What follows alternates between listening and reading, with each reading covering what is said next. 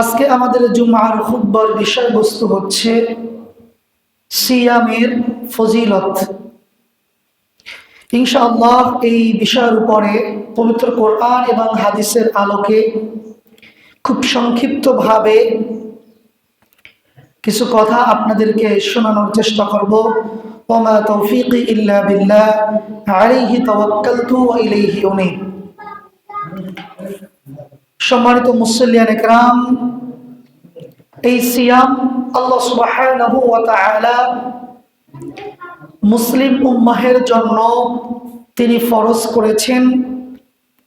সূরাতুল বাকারার 183 নম্বর আয়াতের মধ্যে আল্লাহ রাব্বুল আলামিন বলছেন, ইয়া আইয়ুহাল্লাযীনা আমানু কুতিবা আলাইকুমুস সিয়াম কামা কুতিবা আলাল্লাযীনা মিন ক্বাবলিকুম লাআল্লাকুম তাত্তাকুন। আল্লাহ রাব্বুল আলামিন বলছেন, ইয়া আইয়ুহাল্লাযীনা আমানু, ওহে তোমরা যারা ঈমান এনেছো, তথা তোমরা যারা মুমিন, তোমরা যারা মুসলিম আত্মসমর্পণকারী, তোমাদের উপরে এই সিয়ামকে ফরজ করা হয়েছে এবং তোমাদের পূর্ববর্তী যারা ছিল তাদের উপরেও এই সিয়াম ফরজ ছিল, যাতে তোমরা পরহেজগার মুত্তাকিন হতে পারো। তাহলে এই সিয়ামের মাধ্যমে আল্লাহ রাব্বুল আলামিন আমাদেরকে পরহেজগার মুত্তাকিন বানানোর কথা তিনি বলেছেন। সুতরাং আমরা যদি সঠিকভাবে সিয়াম রাখি তথা রোজা রাখি, তাহলে আপনি একজন পরহেজগার, একজন মুত্তাকিন, একজন আল্লাহওয়ালা, একজন আল্লাহ ভীরু, প্রকৃত আল্লাহর একজন বান্দা হিসাবে আপনি আবির্ভূত হবেন। এটা বলেছেন স্বয়ং আল্লাহ সুবহানাহু ওয়া তাআলা তিনি নিজেই। তো ইনশাআল্লাহ এই বিষয়টার উপরে আপনাদেরকে আজকে 15টি হাদিস আপনাদেরকে শোনাবো, দলিল ভিত্তিক, একবারে সিয়াম সংক্রান্ত, যে এই রোজা রাখলে লাভ কি, রোজা ছেড়ে দিলে ক্ষতি কি, এবং এই রোজার উপকারিতা কি। রাসূলুল্লাহ সাল্লাল্লাহু আলাইহি ওয়াসাল্লাম তার হাদিসের মধ্যে অসংখ্য হাদিস তিনি বর্ণনা করেছেন। তো আমরা বাছাই করে মাত্র 15টি হাদিস আপনাদেরকে শোনাবো ইনশাআল্লাহ। 1 নম্বর হাদিস, যে হাদিসটি রয়েছে সহিহ মুসলিমের 769 নম্বর হাদিস। রাসূলুল্লাহ সাল্লাল্লাহু আলাইহি ওয়াসাল্লাম বলছেন, মান সামা রমাদানান ঈমানান মুহতিসাবান গুফিরা লাহু মা তাকদ্দামা মিন যামবিহি ওয়া মা তাআখার। রাসূলুল্লাহ সাল্লাল্লাহু আলাইহি ওয়াসাল্লাম বলছেন, যে ব্যক্তি ঈমান সহকারে রমাদান মাসের সিয়াম পালন করবে, গুফিরা লাহু মা তাকদ্দামা মিন যামবিহি ওয়া মা তাআখার, এই সিয়াম রাখার কারণে তার পূর্বে সে যত গুনাহ খাতা করেছে আল্লাহ রাব্বুল আলামিন তার পূর্বের সমস্ত গুনাহ খাতাগুলিকে মাফ করে দিবেন। এটা আল্লাহ রাসূল সাল্লাল্লাহু আলাইহি ওয়াসাল্লাম তিনি বলেছেন যে সিয়াম রাখলে, তবে তিনি একটা শর্ত দিয়েছেন, শর্তটা হলো ঈমান। আপনার ঈমান যদি ভেঙে যায় আর ঈমান ভাঙা অবস্থায় আপনি যদি সিয়াম রাখেন, তাহলে ওই সিয়াম কোনো কাজে আসবে না। তো আল্লাহর রাসূল একটা শর্ত দিয়ে তিনি বলছেন যে ঈমান সহকারে যে ব্যক্তি রোজা রাখবে, সিয়াম রাখবে, তার পূর্বের গুনাহ খাতা মাফ করে দিবে। হাদিস নাম্বার 2, যে হাদিসটি রয়েছে মুসনাদে আহমদের 129 নম্বর হাদিস। রাসূলুল্লাহ সাল্লাল্লাহু আলাইহি ওয়াসাল্লাম বলছেন, তুফতাহু আবওয়াবুস সামা, যে এই রমাদান মাসকে কেন্দ্র করে আল্লাহ রাব্বুল আলামিন আসমানের সমস্ত রহমতের মাধ্যমে আসমানের সমস্ত দরজাগুলোকে তিনি উন্মুক্ত করে দেয়, বলে সুবহানাল্লাহ।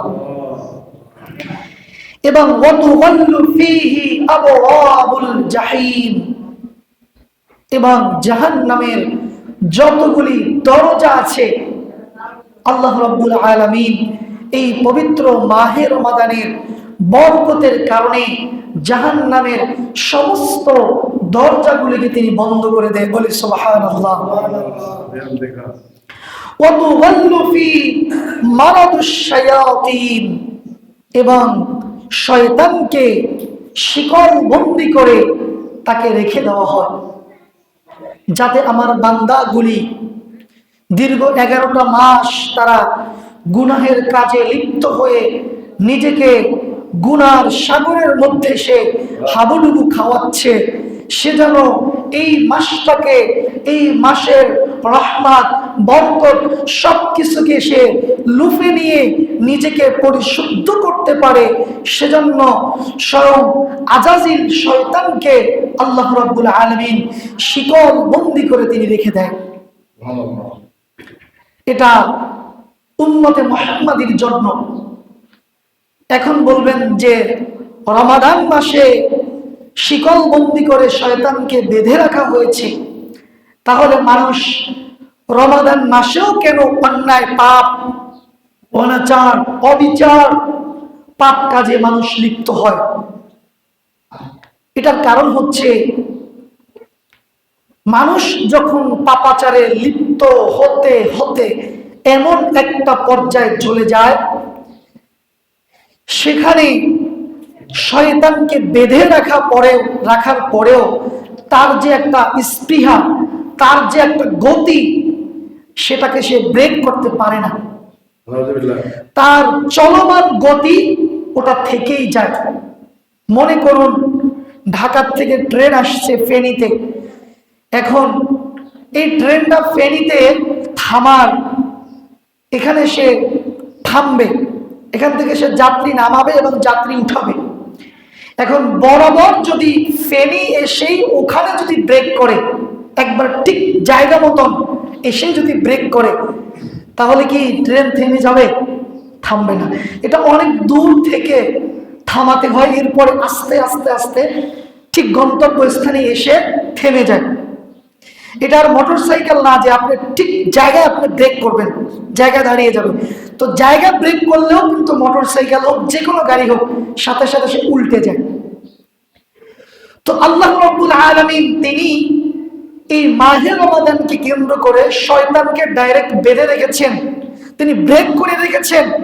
কিন্তু আমরা যে গুনার সাগরের হাবুডুবু খাচ্ছি, আমরা যে চলমান, আমরা যেমনি ভাবে ট্রেন যেভাবে অনেক দূর থেকে থামাতে হয়, জায়গায় ব্রেক করলে থেমে যায় না, আল্লাহ রাব্বুল আলামিন শয়তানকে বেঁধে রেখে দেয় ঠিকই, কিন্তু আমাদের চলমান প্রক্রিয়া থাকার কারণে আমরাও নিজেদেরকে কিন্তু থামাতে পারি না। আমরাও আমাদের গুনার কাজ আমরা চালিয়ে যাই, কারণ যে সারাটা বছর আপনি গুনাহ করতে করতে এসেছেন, এখন হুট করেই একবারে নিজেকে পরিশুদ্ধ করে ফেলবেন, এটা সম্ভব না। শয়তান 11টা মাস আপনার পিছনে পরিশ্রম দিয়েছে, সে একটা মাস রেস্ট করে। তো আপনাকে এমন একটা প্রক্রিয়ার মধ্যে আপনাকে উঠিয়ে দিয়েছে যে শয়তানের এখন আর কাজ করা লাগে না, সে দূরে বসেই মোটামুটি তার পরিকল্পনা আপনার উপর সাকসেস। আপনি নিজেকে বিরত রাখতে পারছেন না, এটার ব্যর্থতা আপনার নিজের।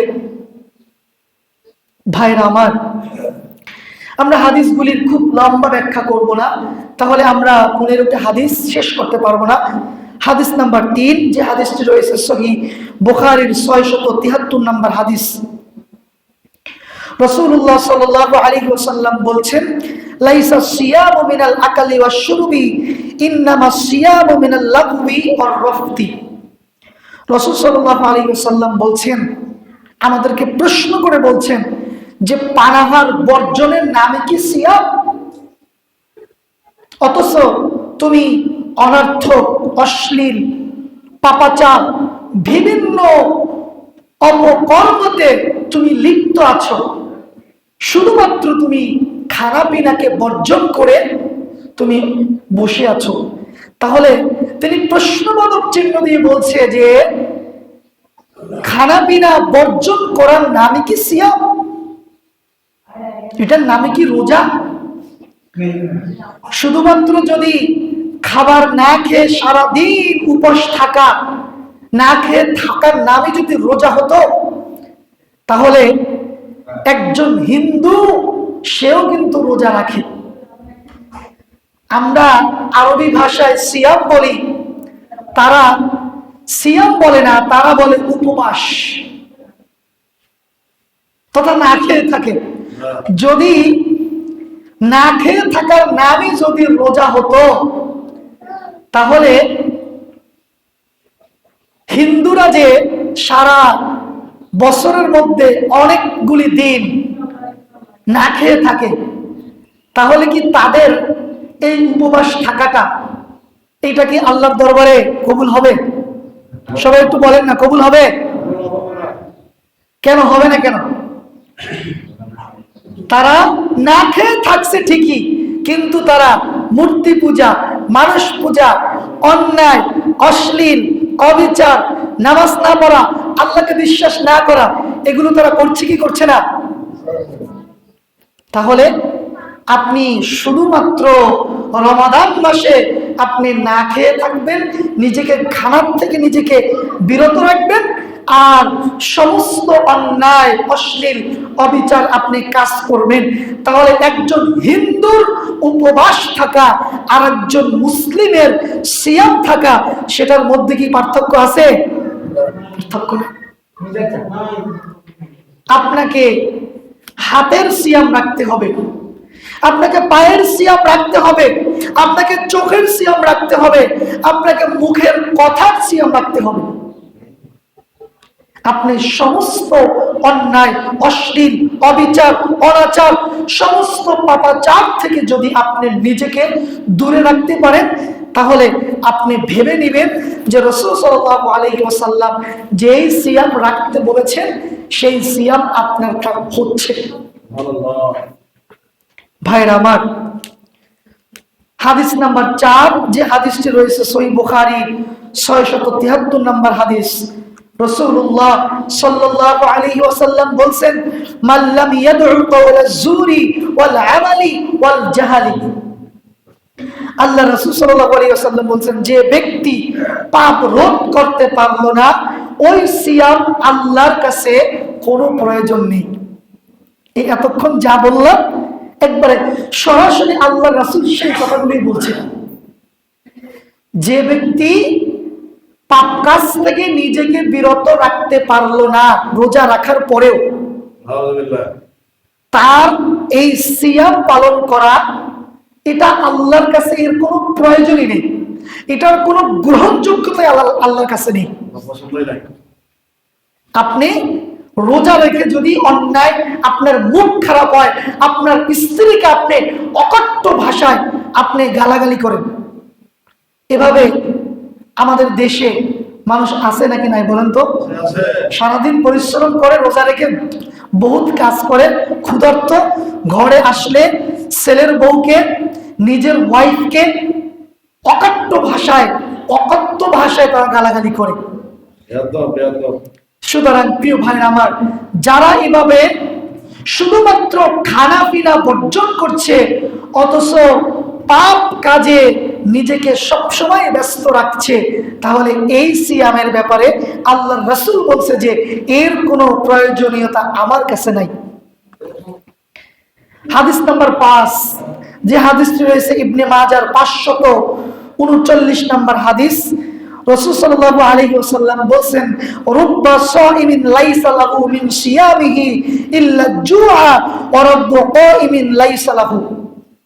আল্লাহ রাসূল বলছেন, এই কাছাকাছি হাদিসগুলো, যে অনেক সিয়াম পালনকারী আছে, অনেক তারাবি পালনকারী আছে, অনেক ইফতার খাওয়া লোক আছে, যারা শুধুমাত্র সারাদিন ক্ষুধার্ত থেকে নিজেকে ক্ষুধা থেকে বিরত রাখে। সে তারাবির সালাত আদায় করছে এবং সে ইফতার করছে, সে বিভিন্ন ইবাদত বন্দেগীও সে করছে, কিন্তু এই ইবাদত বন্দেগীটা আল্লাহর কাছে কোনো গ্রহণযোগ্যতাই নাই। এখন বলবেন যে রোজা রাখলাম, ইফতারও করলাম, সাহারিও করলাম, আবার আল্লাহর কাছে গ্রহণযোগ্যতা নাই, এটার মানে কি? ওই যে বললাম, আপনি যদি নিজেকে পাপাচার থেকে, অনাচার থেকে, অবিচার থেকে, অন্যায় কাজ থেকে, অশ্লীল কাজ থেকে, খারাপ কাজ থেকে আপনি যদি নিজেকে বিরত না রাখতে পারেন, তাহলে এই সিয়ামের কোনো গ্রহণযোগ্যতা আল্লাহর কাছে নাই। কারণ এই সিয়ামটা, এই রমাদান মাসটাই এসেছে, আলোচনা শুরুতেই বলেছি সূরাতুল বাকারার 183 নম্বর আয়াতের মধ্যে, যে আল্লাহ বলছেন যে এই সিয়াম হচ্ছে তোমাদেরকে পরহেজগার মুত্তাকিন বানানোর জন্য এসেছে। আপনি সিয়াম রেখে অন্যায় অশ্লীল কাজ করবেন, আপনি কি মুত্তাকিন হতে পারবেন? পারবেন না। সুতরাং এই মাসটাই এসেছে আপনাকে পরিবর্তন করার জন্য, আপনাকে পরিশুদ্ধ করার জন্য, আপনাকে পরিবর্তনের জন্যই এই মাসটা এসেছে। সুতরাং প্রিয় ভাইরা আমার, প্রতি বছর আপনি এভাবে আপনার স্ত্রীকে বোকাঝোকা করেন, গালমন্দ করেন, মেজাজ খারাপ থাকে, বিভিন্ন পাপে আপনি নিজেকে ব্যস্ত রাখেন। আসুন না এবছর থেকে এই পাপাচার থেকে, এই অন্যায় কাজ থেকে নিজেকে বিরত রেখে আল্লাহর দেওয়া বিধান, আল্লাহর রাসূল সাল্লাল্লাহু আলাইহি ওয়াসাল্লাম যেইভাবে সিয়াম রাখতে বলেছেন, আমরা সেইভাবে পারি কিনা একটু চেষ্টা করি। আপনি চেষ্টা করলেই আল্লাহ সুবহানাহু ওয়া তাআলা হয়তো আপনার এই চেষ্টাকে কবুল করবে। সকলে বলেন আমিন। হাদিস নাম্বার 6, যে হাদিসটি রয়েছে তিরমিজির 171 নম্বর হাদিস। আল্লাহ রাসূল সাল্লাল্লাহু আলাইহি ওয়াসাল্লাম বলেন, মান ফাত্তারা সাইমান কানা লাহু মিসলি। রাসূলুল্লাহ সাল্লাল্লাহু আলাইহি ওয়াসাল্লাম বলেন, যে ব্যক্তি এক অপর ব্যক্তিকে ইফতার করাবে, ইফতার করালে, সিয়াম রাখলে যে সওয়াব হতো, সেই সমপরিমাণ সওয়াব যাকে ইফতার করাবে, যে করাচ্ছে, তার আমলনামায় আল্লাহ সুবহানাহু ওয়া তাআলা ওই সমপরিমাণ সওয়াব তার আমলনামায় লিখে দিবেন।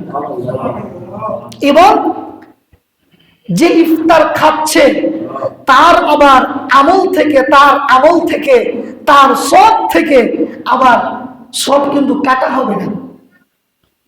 আপনি একজন লোককে ইফতার করাচ্ছেন, আপনি রোজা রেখে তো সব পাচ্ছেন, আর ওই লোককে ইফতার করানোর কারণে ওই সমপরিমাণ সব আপনি আবার নিজেও পাচ্ছেন। এবং এটা আল্লাহ রাসূল সাল্লাল্লাহু আলাইহি ওয়াসাল্লামের সবথেকে বড় একটি সুন্নাহ।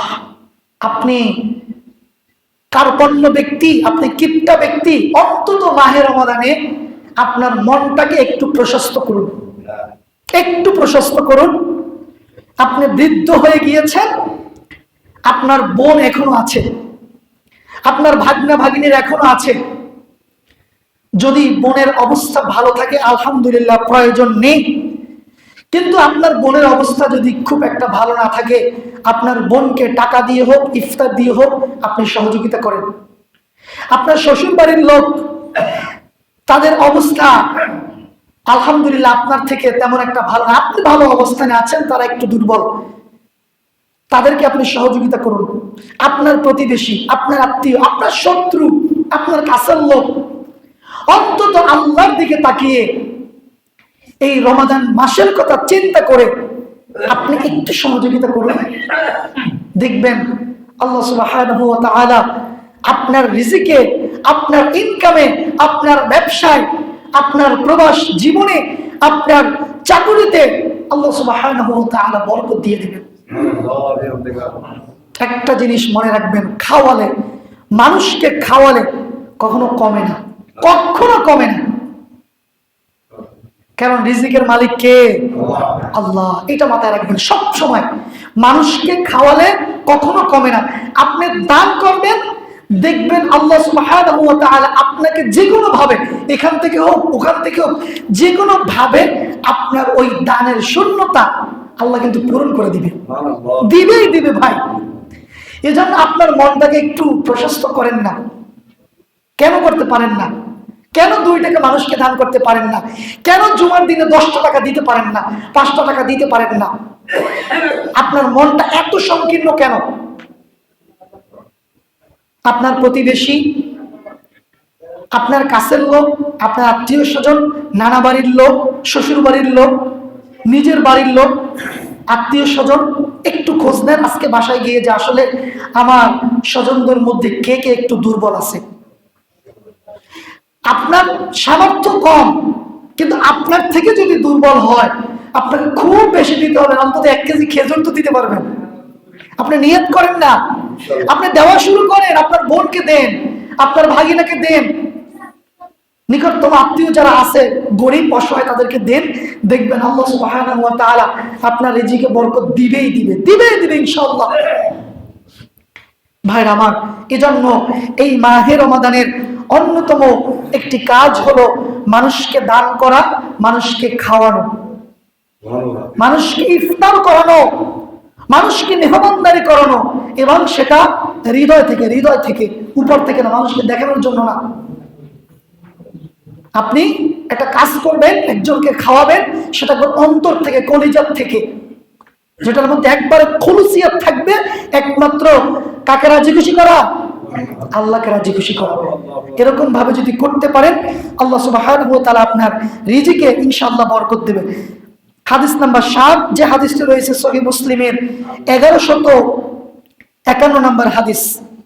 রাসূল সাল্লাল্লাহু আলাইহি ওয়াসাল্লাম বলেন, বিআশরি আমসালিহা ইলা 700 দিআফাইন।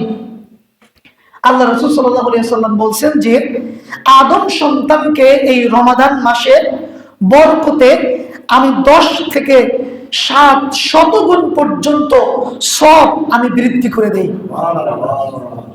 আবার শুনুন, 10 থেকে 700 গুণ, তথা আপনি যদি 1 টাকা দান করেন তাহলে আপনি 700 গুণ, তথা আপনি 700 টাকা দান করলে যে সওয়াব হবে আল্লাহ সুবহানাহু ওয়া তাআলা আপনার আমলনামায় সে সমপরিমাণ সওয়াব লিখে দিবেন। 1 টাকায় কত টাকার কথা বলছে? 700 টাকা। একজন মানুষকে খাওয়ালে 700 মানুষকে খাওয়ানোর সওয়াব হবে।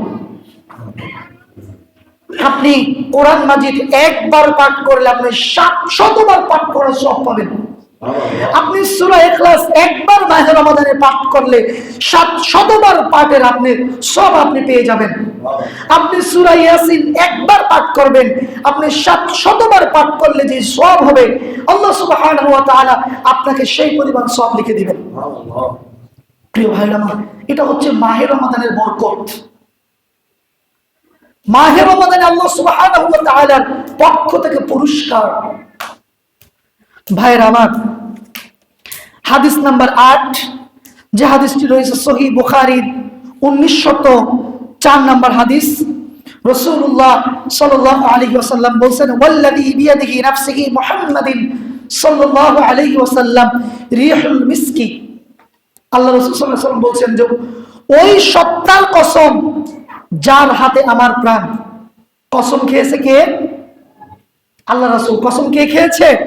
আল্লাহ রাসূল বলেন যে ওই সত্তার কসম যার হাতে আমার প্রাণ।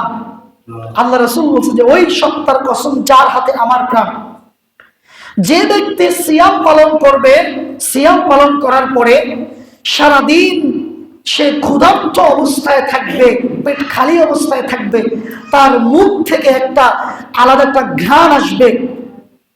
ওই ঘ্রাণটা, ওই গন্ধটা আল্লাহ সুবহানাহু ওয়া তাআলার কাছে রিহুল মিসকি, যে জান্নাতের মধ্যে যে সবথেকে সুঘ্রাণ মিশক আম্বর যে ঘ্রাণটা থাকবে, সেই ঘ্রাণের থেকেও আল্লাহর কাছে রোজাদারের মুখের গন্ধ আল্লাহর কাছে তার থেকেও বেশি প্রিয়।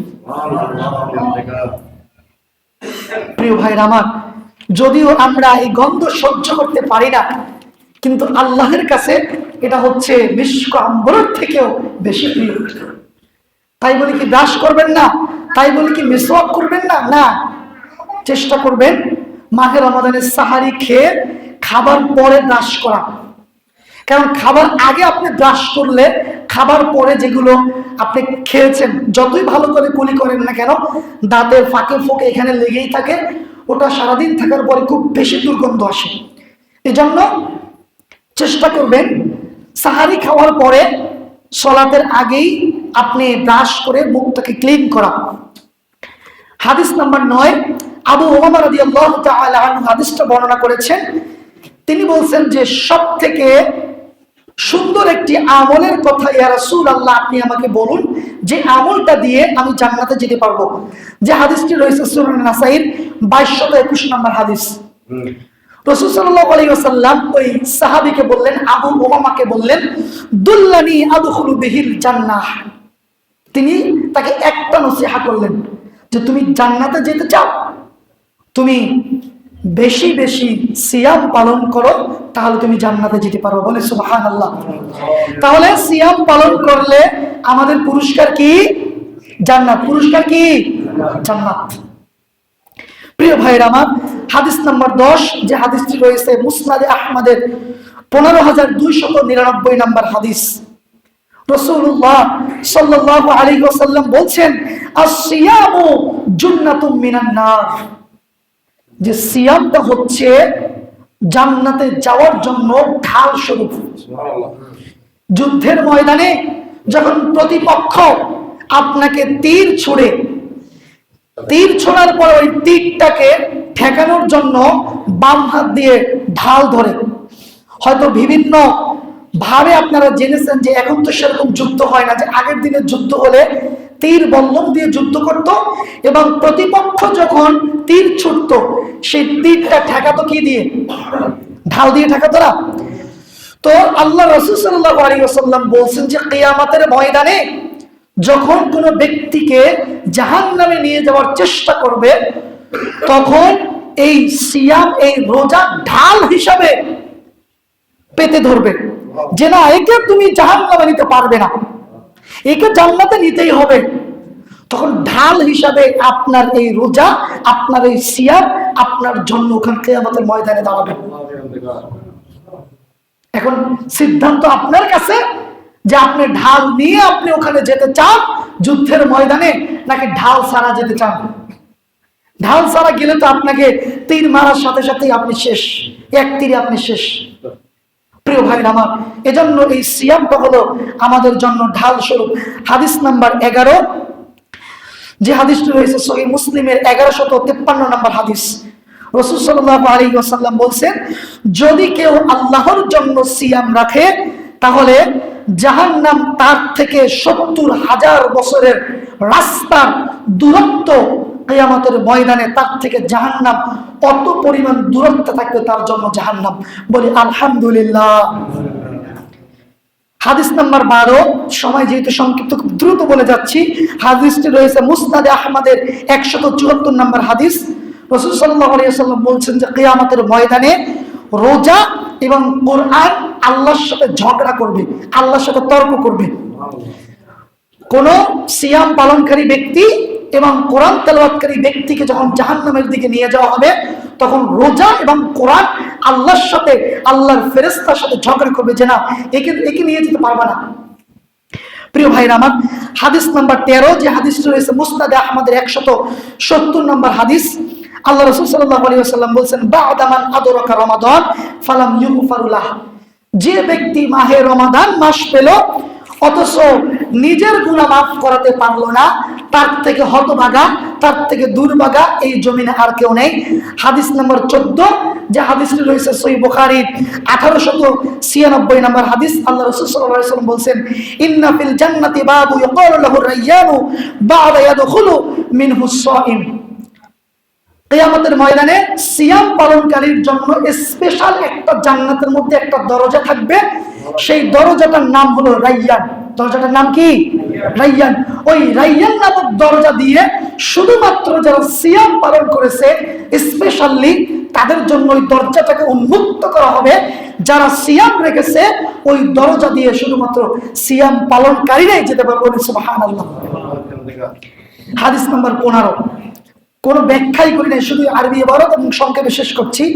যে হাদিস চলেছে সহিহ মুসলিমের 2598 নম্বর হাদিস, আল্লাহ রাসূল সাল্লাল্লাহু আলাইহি ওয়াসাল্লাম বলছেন, লিস-সাইমি ফারহাতানি, ফারহাতুন ইনদা ফিতরিহি ওয়া ফারহাতুন ইনদা লিকাই রাব্বি।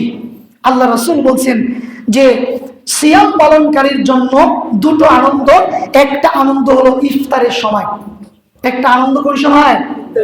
সারাদিন সিয়াম রাখার পরে ইফতার যখন সামনে নিয়ে বসবেন, বিসমিল্লাহ বলে খেজুর যখন মুখে দেন, তখন আপনার কাছে মনে হয় কি পৃথিবীর সমস্ত সুখ যেন আপনাকে আচ্ছাদিত করছে, ঠিক কিনা বলেন? অথচ যে ব্যক্তি সিয়াম রাখে না, তার সামনে যদি আস্ত উট, আস্ত দুম্বা, একবারে পৃথিবীর সমস্ত শ্রেষ্ঠ খাবারও যদি তার সামনে দেওয়া হয়, সে কি একজন সিয়াম পালনকারীর মুখে যে মজা, যে আনন্দ, সেটা কি সে উপভোগ করতে পারে? পারে না। এবং আরেকটা আনন্দ হলো সিয়াম পালনকারীর জন্য কিয়ামতের ময়দানে ইনদা লিকাই রাব্বি, যে তার রবকে কিয়ামতের ময়দানে সরাসরি দেখতে পাবে। কিভাবে দেখতে পাবে? আকাশে যে পূর্ণিমার চাঁদ ওঠে, চাঁদ উঠলে চাঁদটা দেখতে কি আমাদেরকে ঠেলাঠেলি করা লাগে? এখানে যদি আমরা 1 কোটি মানুষ একটা জায়গায় থাকি, তারপর কি চাঁদ দেখতে একজনের কাঁধের উপর আরেকজন উঠা লাগে নাকি? স্পষ্ট দেখা যায় না? ঠিক তেমনি ভাবে কিয়ামতের ময়দানে আল্লাহ স্বয়ং সিয়াম পালনকারীদের সামনে আসবে সশরীরে। সমস্ত সিয়াম পালনকারীরা পূর্ণিমার চাঁদ যেভাবে ক্লিয়ার দেখে, স্বয়ং আল্লাহ সুবহানাহু ওয়া তাআলাকে সরাসরি সিয়াম পালনকারীরা দেখতে পাবে। প্রিয় ভাইরা আমার, সময় সংক্ষিপ্ত করার কারণে আজকের আলোচনা এখানেই শেষ করছি।